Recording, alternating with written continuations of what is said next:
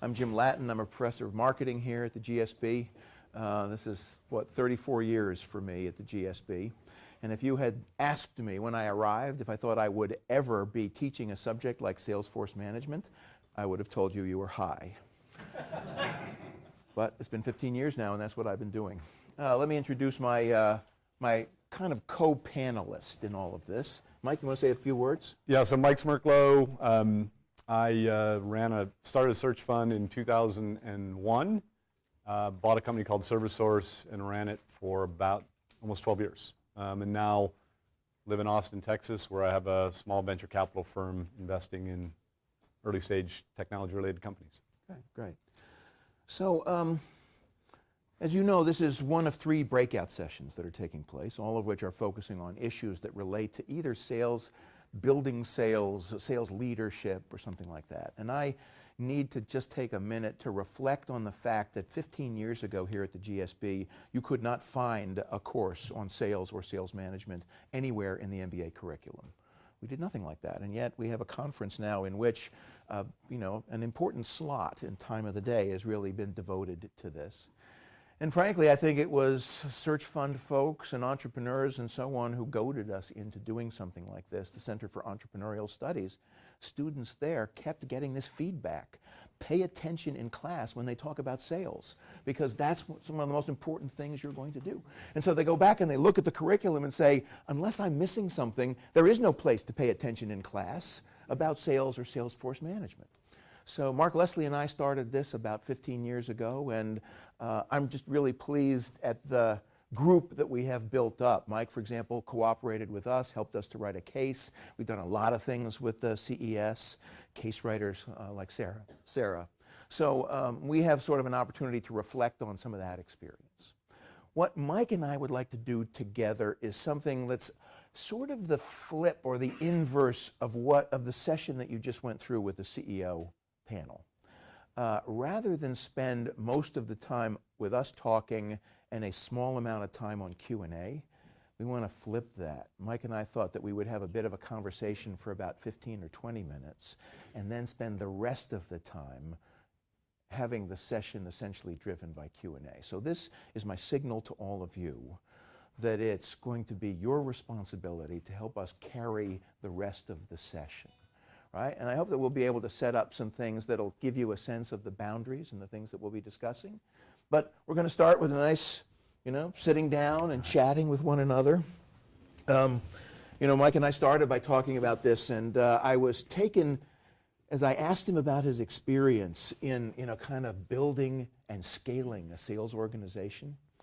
I asked him about his experience, and the word that he used that I grabbed on was battle scars. And I thought, battle scars, that's a really interesting place to start. And I just thought, you know, it would be interesting for others to kind of hear your story. You know, what were some of those battle scars? And then maybe we can reflect on some of the learning from, you know, that kind of came from them. Yeah, sure. Well, I would really encourage everyone to ask questions, because I've got a couple of former board members here, and one company that I sit on the board of, and anyone who knows me knows that I can talk for about an hour without stopping, so I would encourage the questions. But can I tell a story? I think you should. Okay, I will. And by the way, I'm also good at interrupting people who go on for hours. So. Well, some of my stories are entertaining, right, Bill? Every once in a while, Bill Egan can attest, I tell a good story. So I bought this company with a wonderful friend of mine, David Kennedy, who now runs Sarant Capital here in San Francisco. We bought it in 2003. There was one salesperson. It was one of the founders. And Dave and I had split up, like most search funders, our roles and responsibilities, and I took on sales and marketing. And so I spent a year following one of the founders around. Business was doing about $5 million of revenue, and learned everything I could from him. And he was migrating out of the business, and so we made, I think, the mistake that I see over and over again. We thought, we need to go hire a head of sales. That's what we do. Almost like, you know, my toilet's leaking, I need to hire a plumber. Let me go look in the white pages and or yellow pages and find a plumber. That's kind of the mindset we had. So we thought, we got to go hire a great head of sales. And so my real battle scar, the first one was, it was July of 2004, so a year and a half into the search. The business was going okay. I literally hadn't taken a day off, and neither had David. We had just hired our head of sales. And we went out and found a guy who had run a big sales team and had all the right boxes that you check. Yes, great salesperson. I even went to his former CEO's house for lunch to do the reference checks that we talked about in that last session or heard about. So I thought I had done all the right things. And he had been at one point a really good salesperson. He'd made a lot of money. And then he, as we found out later, the punchline is he had developed some interesting personal habits that we weren't aware of. So call it the first month on the job, he tended not to show up on Mondays. Mondays were a particularly hard day for him. Drank a lot of coffee. He also had he'd come in and he had Band-Aids on his thumb where it looked like he had cut himself somehow. So we started to understand that he liked to party a lot more than we had perhaps heard about. And I'm taking my first vacation, and this is before the iPhone. I'm down in the Caribbean with my girlfriend, now wife, and I'm walking to the lobby, and they have those old pink sheets. I don't know if anyone here is old enough to remember, like, here you have a phone message, and there's like 5 of them. Mike, you need to call David Kennedy. This is my business partner. Mike, you really need to call David. Like all day long he had been calling. So I finally called him up. The punchline of the story was, it turns out the guy we hired had developed a major cocaine problem. That he hadn't had that in his previous employment, but he was a raging coke addict and had missed meetings upon meetings, and David was basically calling me saying, I need to fire him right now. Are you okay with that? So that was my first wholly blank moment as a searcher where you go, I really don't know what I'm doing. And I thought I did everything right. So that was the first story in the battle scar. So now I'm just curious, is the generalizable lesson from this, I'm seeing people taking notes. There is no and I lesson kinda for wanna this. help you. Don't hire coke addicts. Coke addicts. Yeah, that's, I mean, you guys wanted something you could take away from this session?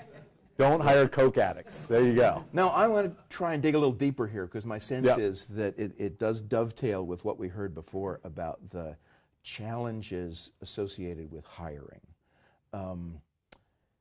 Are there special challenges associated with, sort of interviewing and hiring people in sales? Yes, absolutely. And if so, I mean, I think that we all want to avoid the raging drug addict Yeah, problem. that's pretty good. But the fact of the Pretty matter good is, I think that there are some special and generalizable issues when it comes to scaling the sales force.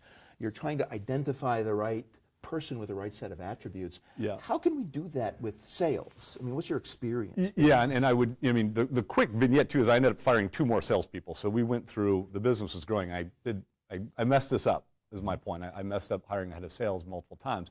The hardest part of hiring a head of sales is they're really good at selling.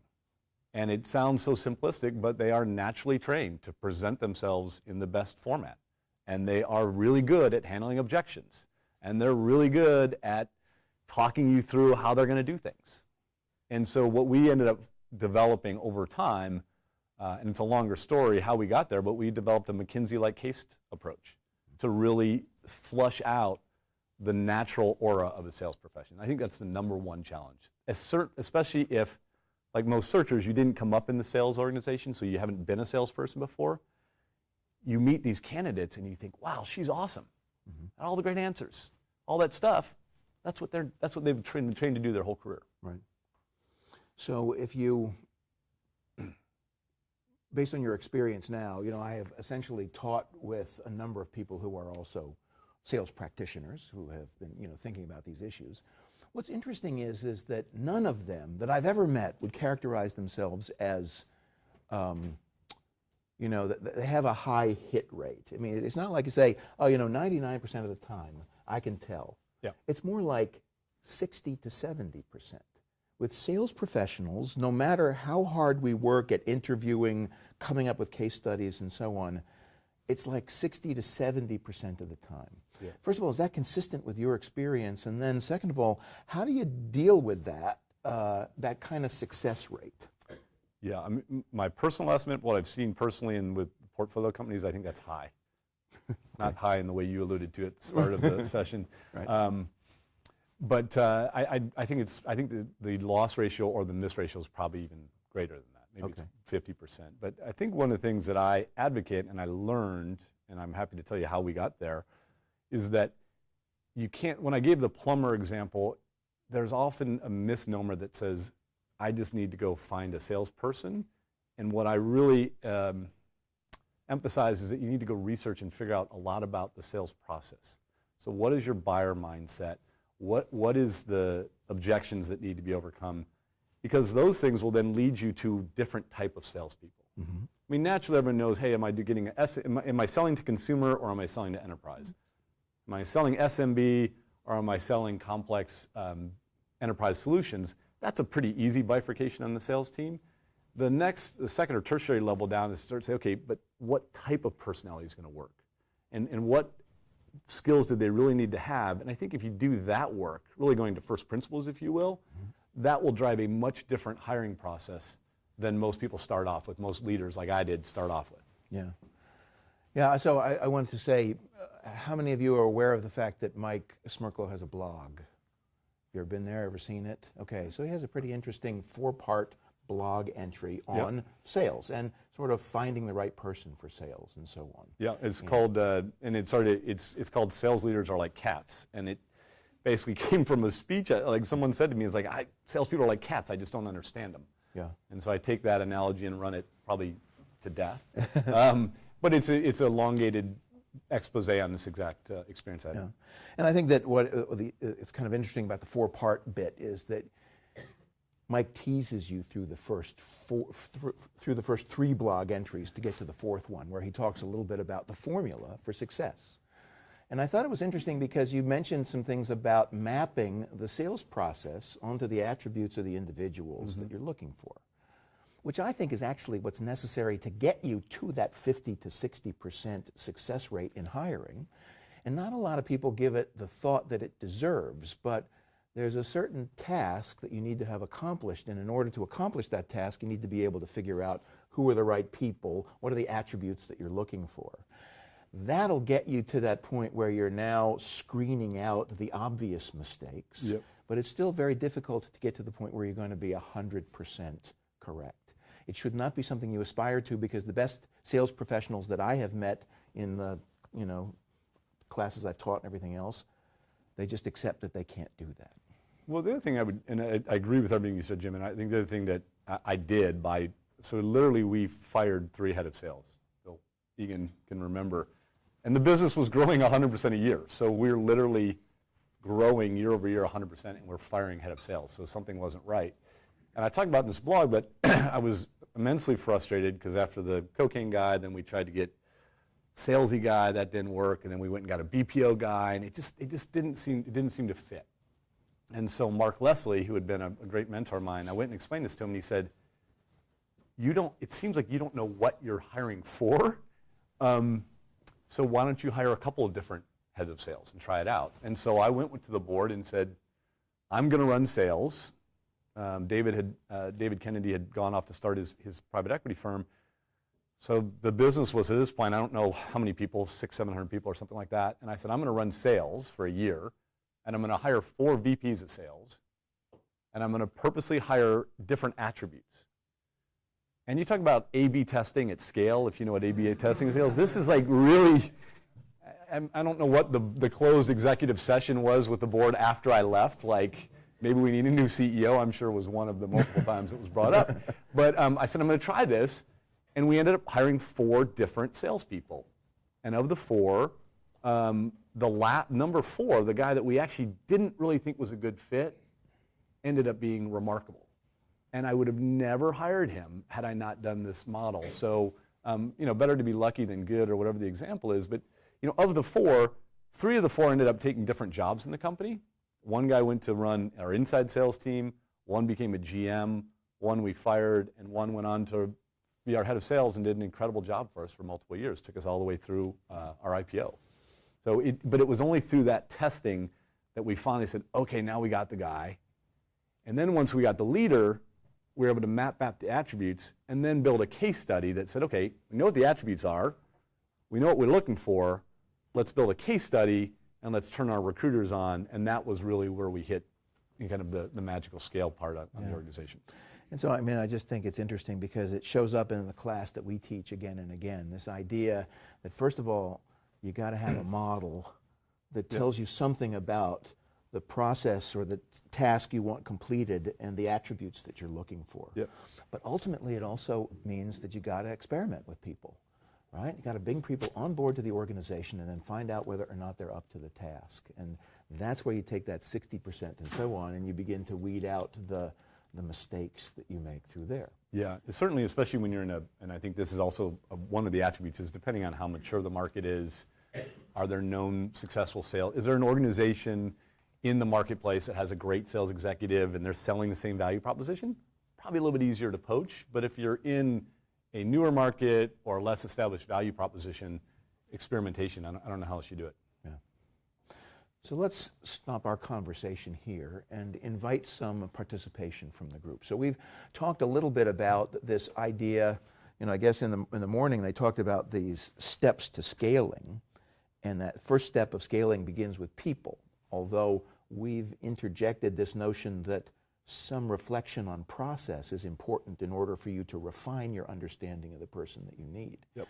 But from a sales perspective, we've sort of shared a few things here. What questions does that bring to mind for you at the stage that you are in your search process? And let's, sort of open it up and take a few questions. I'll start over here and we'll work our way around.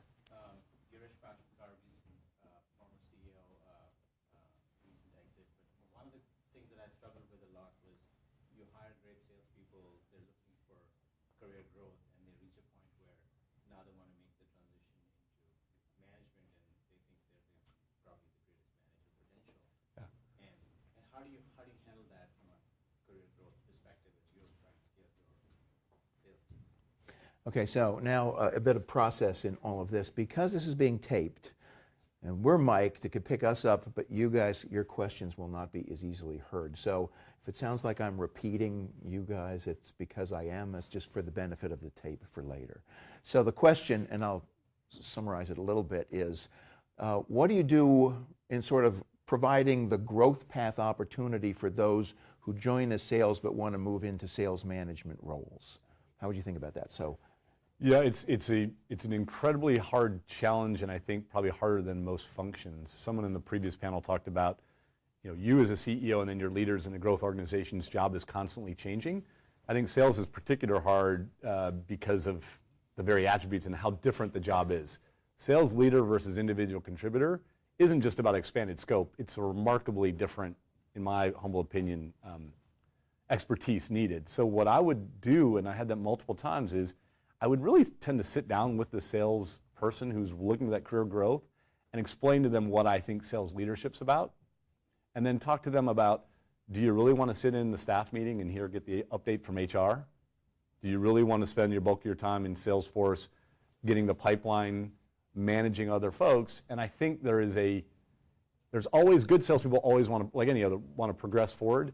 I think it's pretty black and white in terms of those who can actually move into that role. So I guess my short advice is sit down and make sure they fully understand what leadership looks like, because I found 9 out of 10 sales individual contributors, when they started to think about the job, they thought, I really don't want to do that.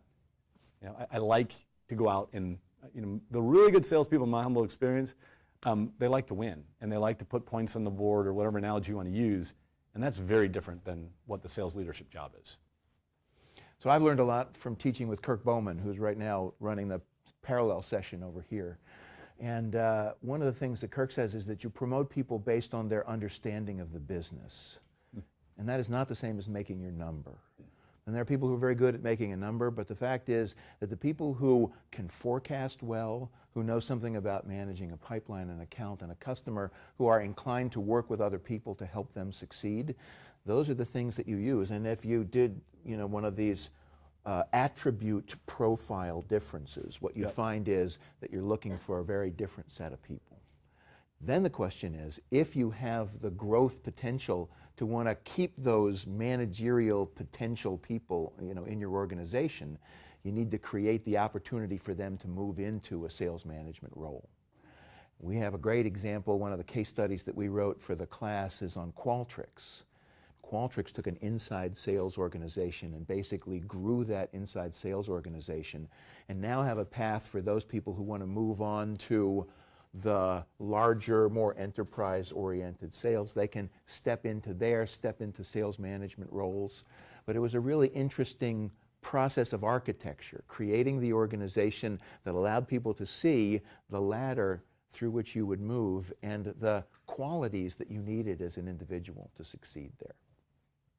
Okay, now I know we had something in the middle over here. Can you talk a little bit about sales specialization? You know, a lot of people are having an all-in-one salesperson as prospecting and closing and then customer success versus a lot of, it seems lately, people moving more towards specialization, and what impacts in terms of managing that and compensation that come along with those changes. Okay, so the question is about Salesforce specialization. Do we ask one person to complete all the tasks associated with a sales role, or do we use a hybrid type of a model in which different people do different tasks? Yeah, I mean, I think it's a great question. I think the harder part of the question is scale and size of company. I think for most, and so I'm going to steer my advice or insights mostly towards search small to medium-sized businesses. I personally believe that early on you have to have someone who can do it all, and maybe not customer success. That's a different animal altogether. But in terms of being able to prospect, the most frustrating thing I see is folks that say, you know, if a salesperson comes in and says, I need a BDI, I need a development component, I need marketing component, I need cold calling. That's what Oracle does when you're, you know, $30 billion in sales. But if you're 5 to 10 million or 10 to 20, whatever it is, I fundamentally believe that you have to do the bulk of the activities in one job at this stage. But others may have a different point of view. I just think and I think it's a really good indicator. If you have a sales leader who starts talking about all that stuff, I'm on a board, $2 million SaaS company, and the sales leader started talking about that stuff, and I was like, I don't think this is the right sales leader. So I will add that I don't think, I think it depends upon the economics of your value proposition. And I think that, you know, a lot of times people are looking for a go-to-market solution which is significantly less expensive. So the top to bottom sales individual who handles it all, that can be a very expensive model sometimes. Yep. So companies that have figured out how to do demo on the web, right? How to let people get this information and so on. I think that more and more companies will be searching for hybrid solutions that involve technology that take some of the tasks away from the sales force. What you need the sales force to do is it's often the persuasion, the closing, the dealing with the complex sale. And what we're finding is that, you know, there's a wide range of different sorts of solutions, and then managing that hybrid structure tends to be a bit more challenging, but it's necessary for some companies just because of the economics. Yeah, and I'd say, I mean, I think as a CEO, I think the hardest jobs, especially when you're getting the job, is learning to qualify a pipeline. And so I think when you talk about these things, there's a lot of technology, but I think the hardest part is just figuring out the no BS, what's the number going to be? Yeah. And so I think if you can isolate, the tools are great, but when I think about an emerging growth business, you know, how many times have you had, I mean, everyone who's in here who's running a company, you've missed a quarter. I've certainly missed a bunch. And usually it's because the salesperson was overly optimistic. And so I think trying to get, when I say, that's why I'm more in the model of, you got to really understand, do they know what they're doing? Can they sell? And can they actually predict what they're going to close? 3 different skill sets. Yeah. All right, come over to this section over here. Brad. This whole 50% washout of sales reps really interests me. And as a board member, I kind of worry about false negatives. Like, it seems very Darwinian in a lot of our companies. You bring in new people, they're given quota, they're not given any existing accounts, just go out there, hunt, shoot, kill. And so I worry that, you know, I come from a world where you bring people in, you team with them, you develop them, they go on existing accounts, and over time they go out. So not saying that's right, but should we be worried about this? Is there some more enlightened way to get from 50 to 52 or 70, as Jim said? Yeah, so the question was around the washout rate, and is there a better way to do it? To be clear, I actually think the 50% is more around for a head of sales. I think if you're washing out 50% of your reps, you do have a different problem. I think you have a recruiting problem at that point. You're not recruiting. What is the right number for reps? I hear 50 also. On reps, I mean, I think at scale, I think you should be able to get to 70%. Would be, maybe that's too high. But whenever I'm helping with sales forecasting, okay, you got 10 reps, 70% are going to make quota. is usually what I would hope to be at a best practice, and 30% aren't going to make it, and doesn't mean you watch them out. But I think your other question is a really good one. So ServiceSource was, we started with one outside salesperson. We ended up, when I moved to chairman, with about 50 or 60 people in the outside sales function. We also had an inside sales team that went from 30 to almost 3,000 by the time, over the time I ran the business. So there are two different beasts, I guess, is my first point. And then secondly, we trained the heck out of both.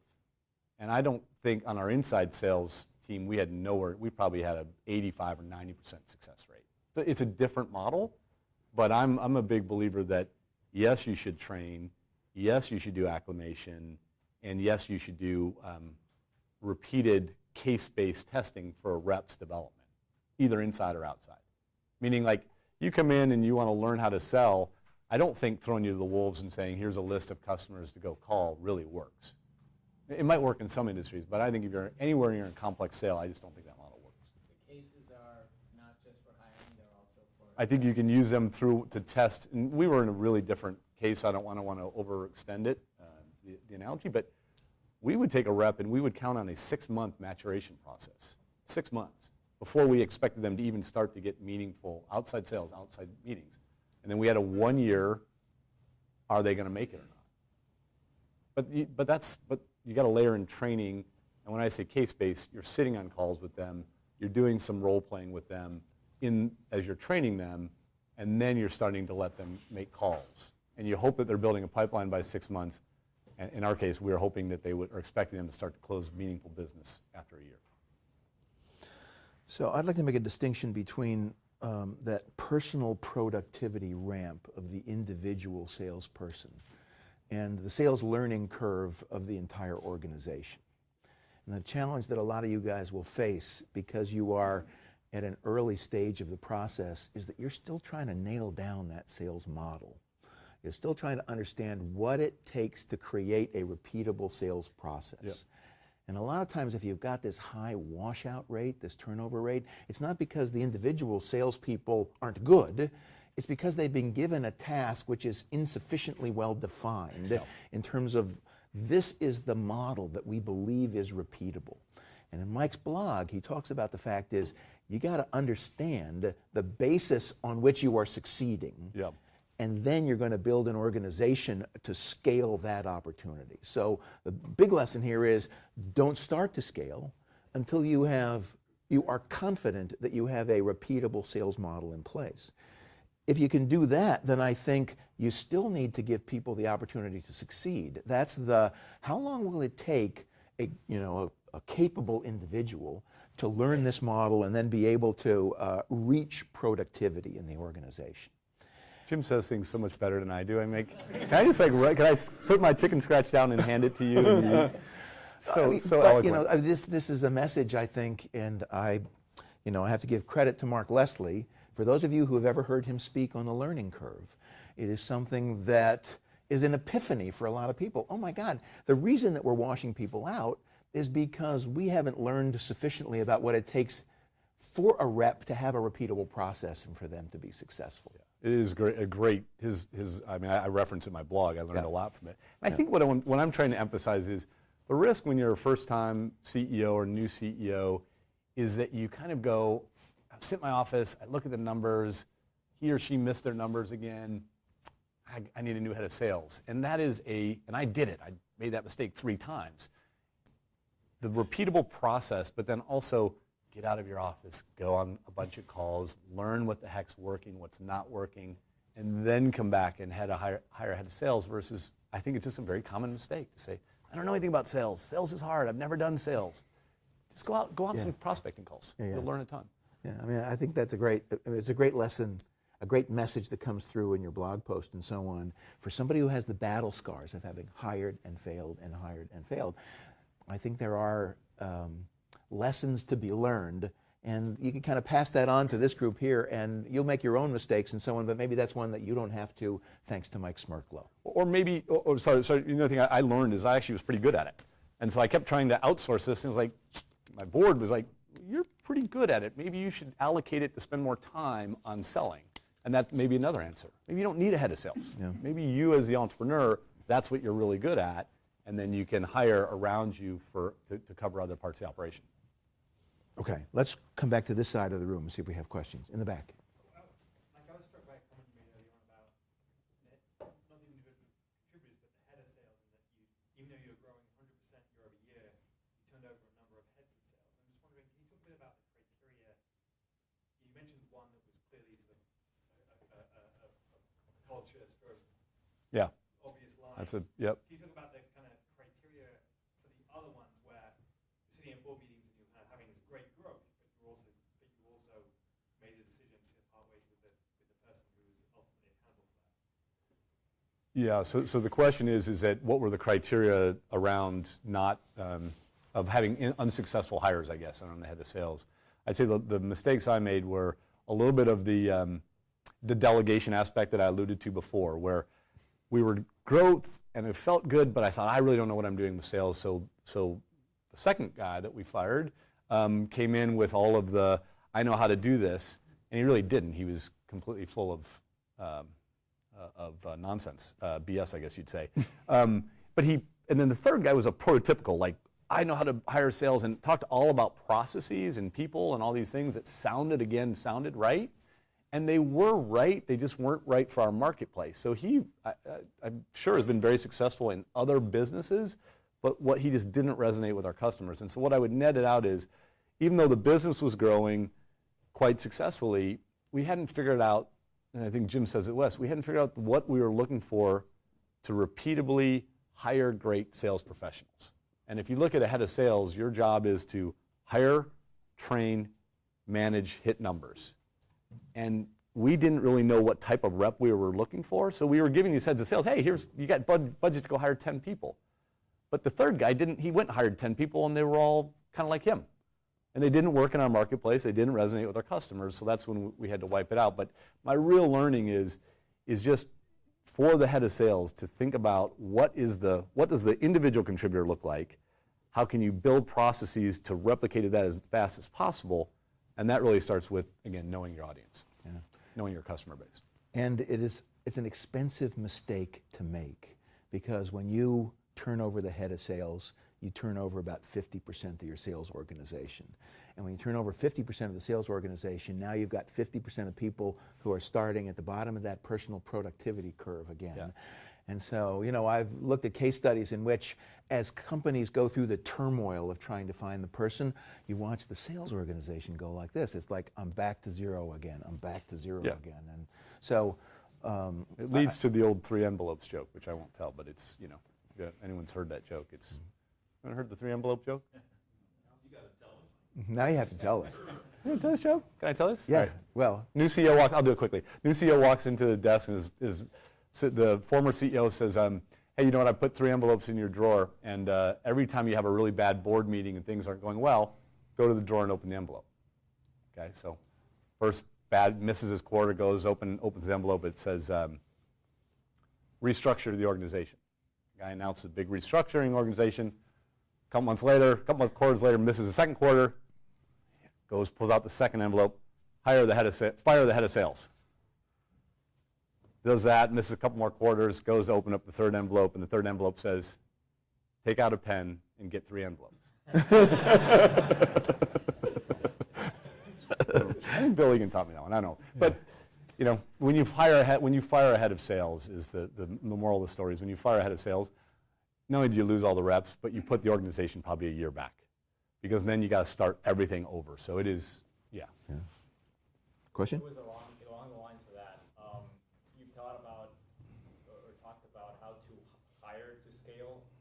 I think we're in a situation which we might fire to scale, and it's the context here is we're in an industry that there's a gap between supply and demand. So it's really hard to assess whether the guy who portrays himself as a rainmaker really is a rainmaker, and at the same time he goes against culture, against teamwork, and all other things. But we can't help but having that sort of fear in which we're going to sell the only salesperson that the company has ever had for over 30 years.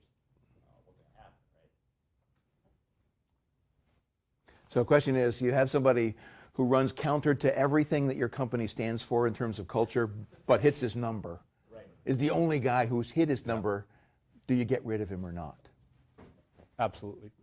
And we did it. We did it. We had a guy that Let's was, have audience participation Oh, sure, here for a yeah. second. How many of you in hearing this and sort of thinking about your role would say, yeah, the guy's got to go? Raise your hand if you think the guy's got to go. No coke addict. How many think, yeah, how many think, no, I would not get rid of this guy because he runs counter? And how many of you are not sure?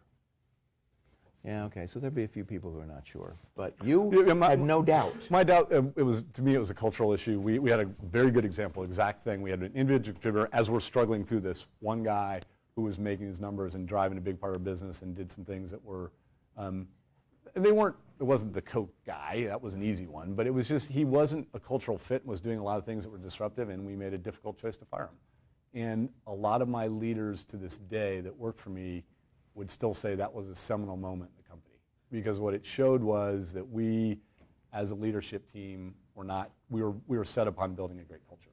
And I think that's, I can't answer in your particular situation, but I think as a leader, you will have these moments where you'll say, what's acceptable?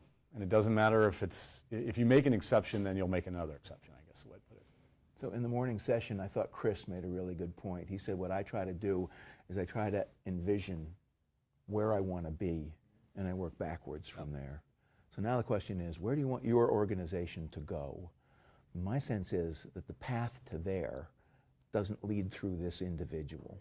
He's keeping you from, I mean, unless your vision for the future involves this guy, then I think that he's holding you back. He's undermining the culture, which I think the point was made really effectively this morning, that is the most important thing in terms of your being able to get people on board to join your mission to help you accomplish that vision. So if he's in the way of that, yes, it's really hard in the short term, but I think that's what you have to do.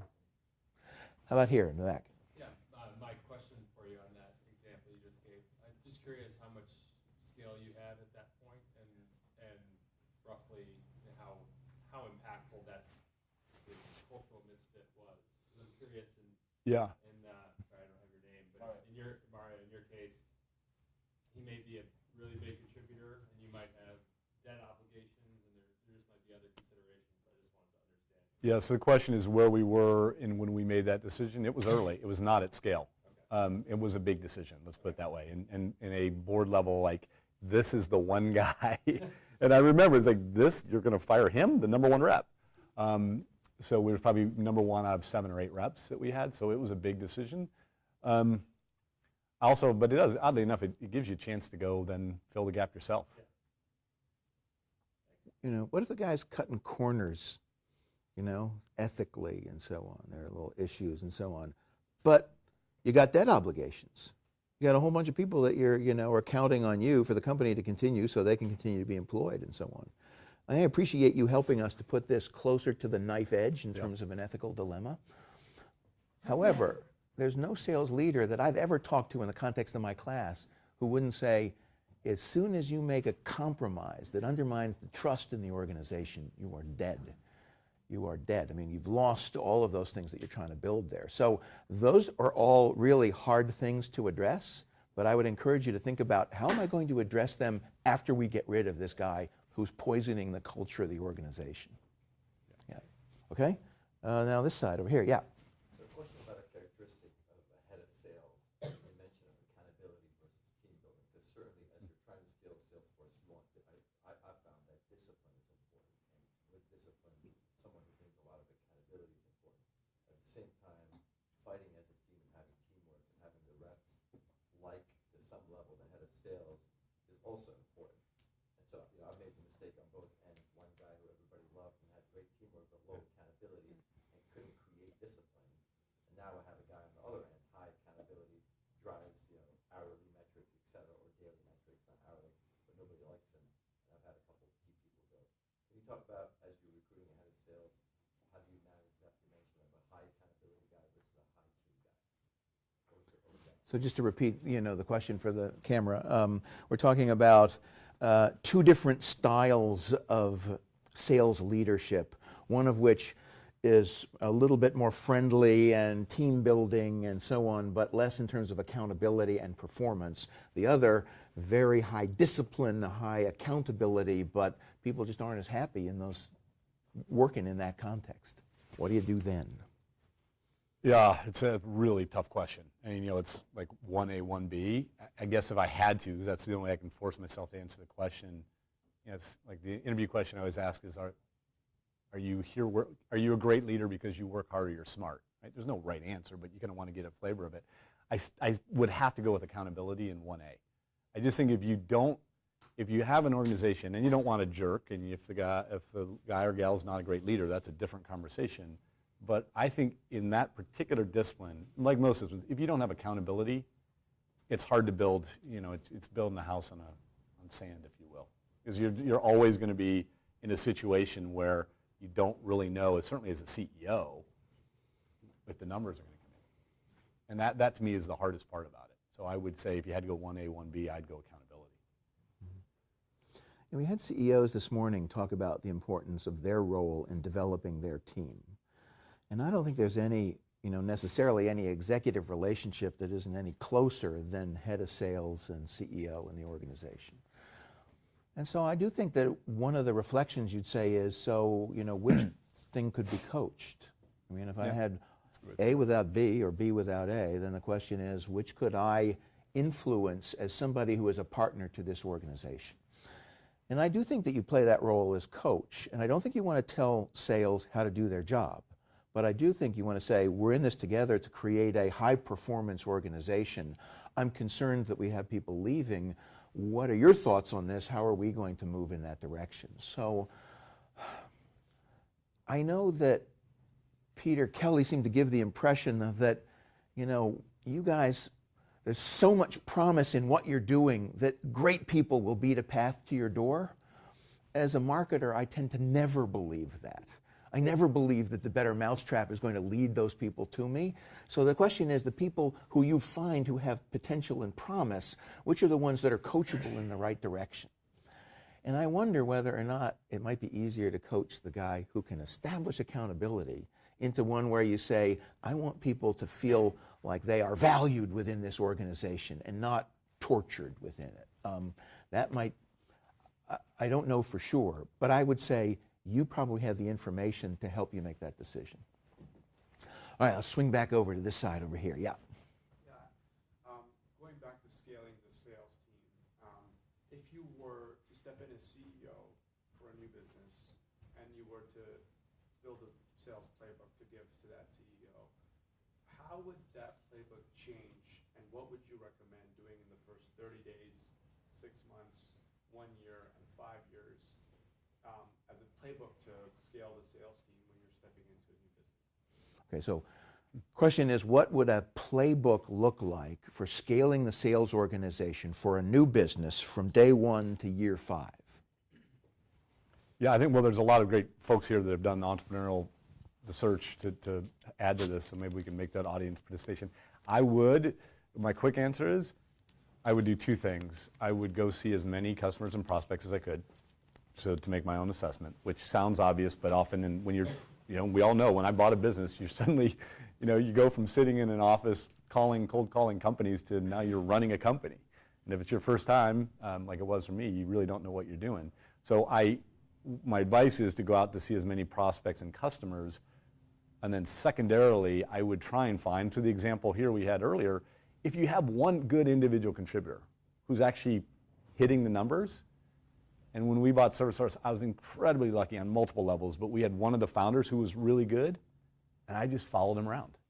And so I would say, as a playbook, I'm not sure I have an elongated answer, but if you, one, go out and see the customers and prospects, but 2, if you got one guy or gal who's really good, just hover around them for I did it for a year.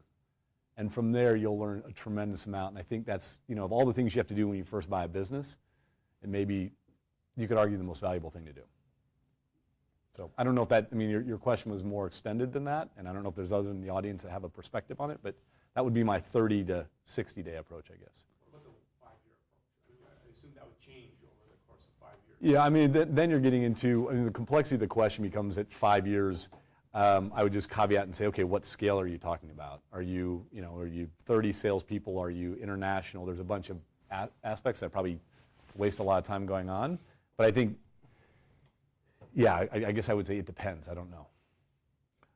So it's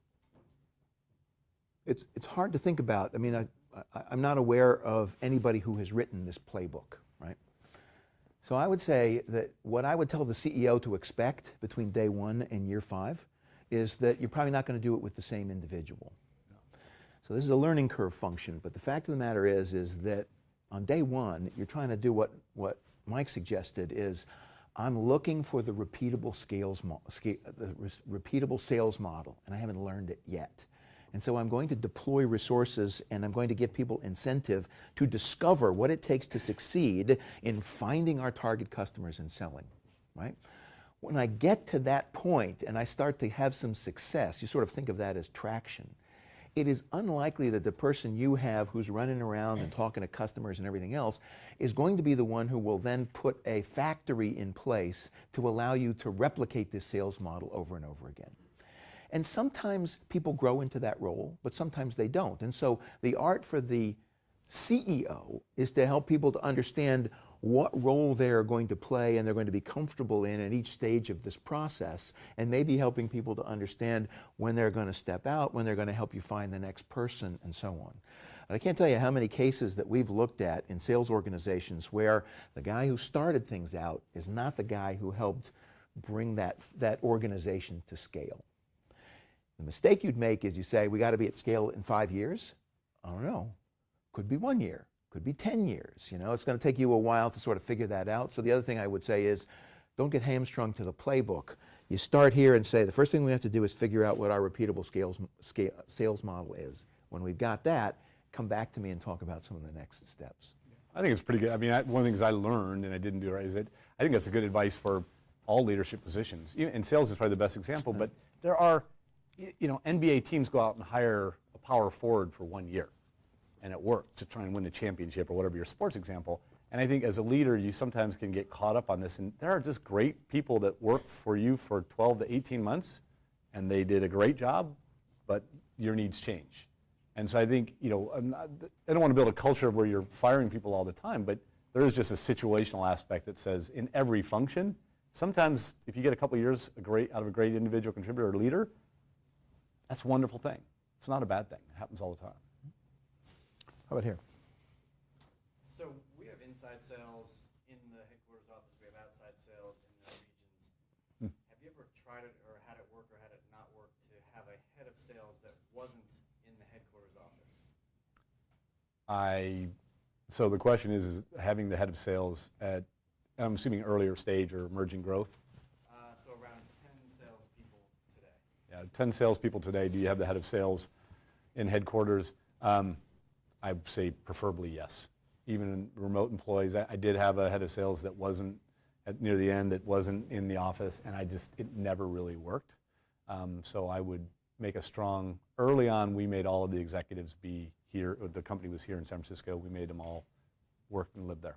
And we would disqualify folks if it wasn't appropriate for them. And maybe at scale it's different, but I would think where you are now, there's so much stuff happening, there's so much learning that's happening, there's things happening that's hard to imagine that important of a position isn't sitting, you know, next year pretty close to you. Okay, in the middle? Yeah.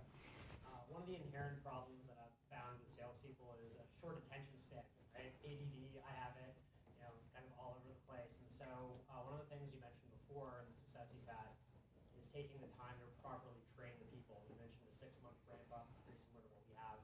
Real results start coming in a year, maybe longer, like really being patient. Can you talk a little bit about some of the ongoing training?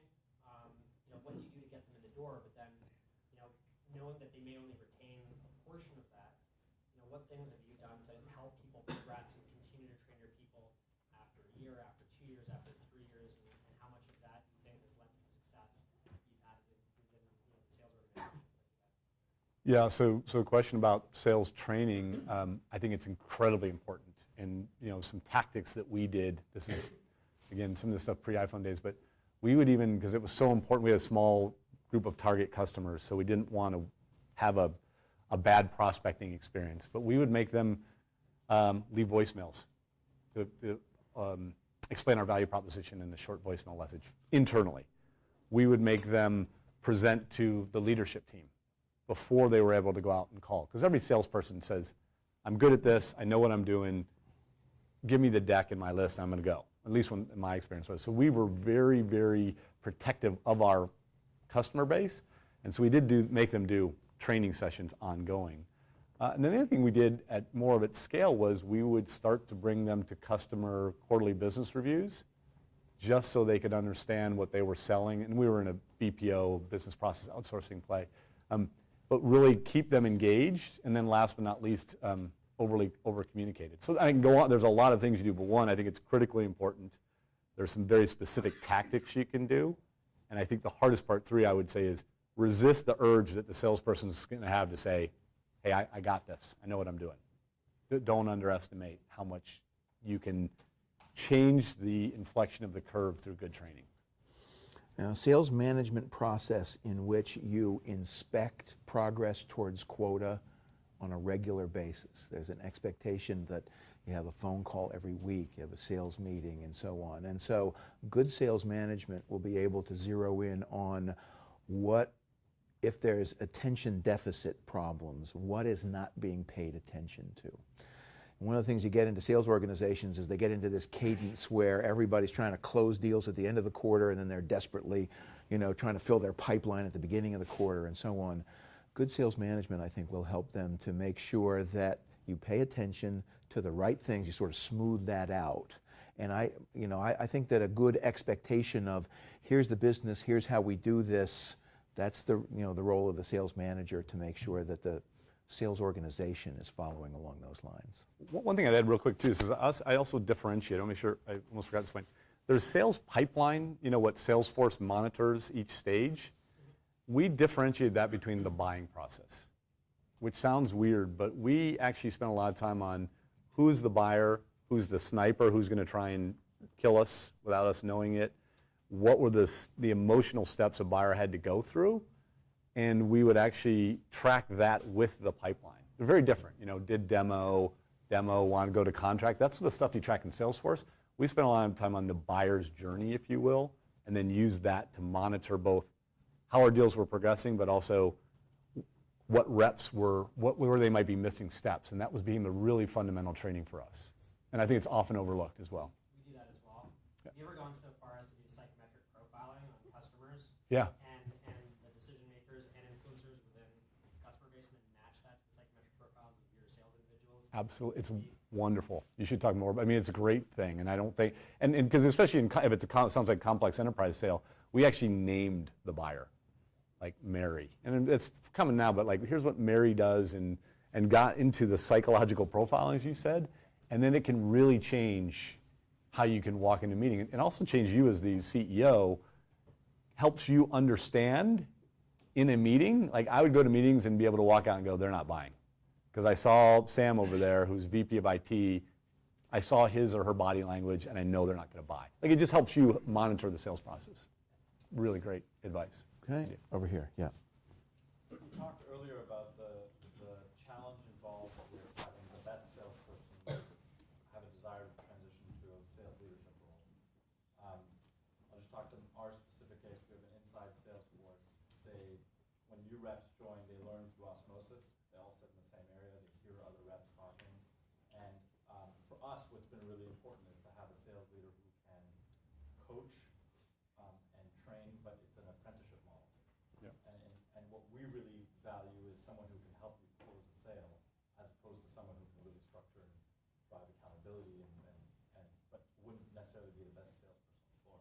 Just curious, I know it's a different skill set, but how does the ability to be an apprentice, a mentor in the apprenticeship relationship, influence your choice of that sales?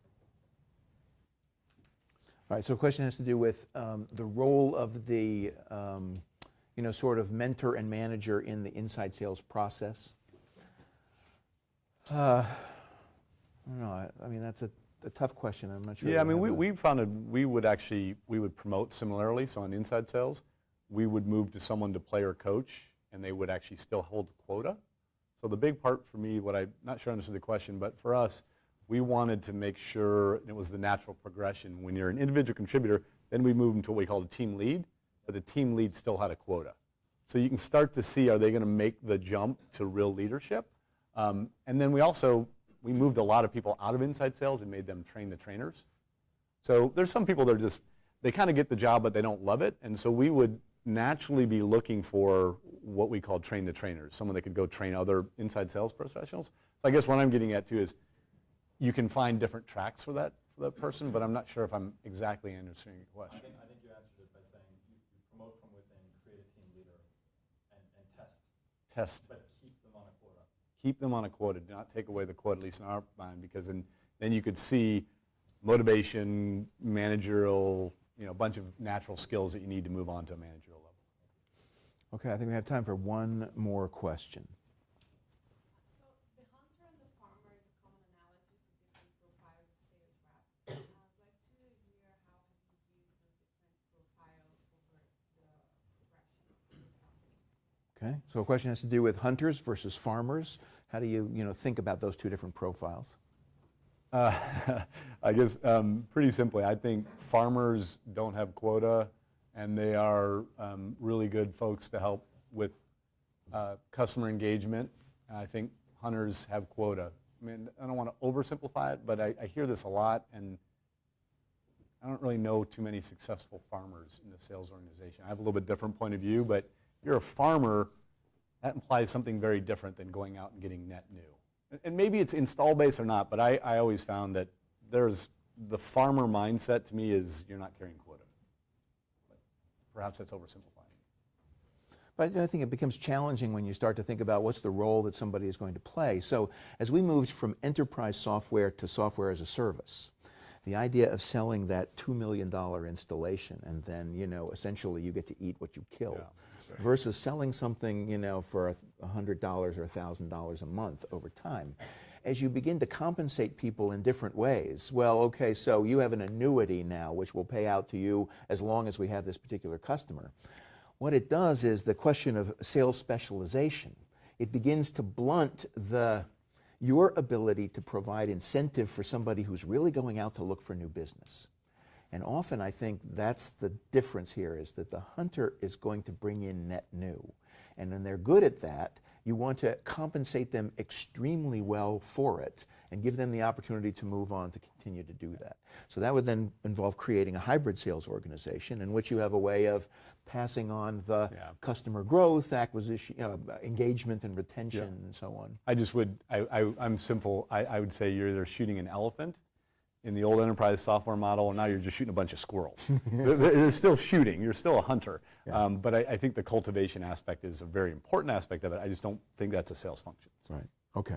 Well, here we are. We're at 12:15, right? We are out of time. Please join me in thanking Mike for taking his time to come.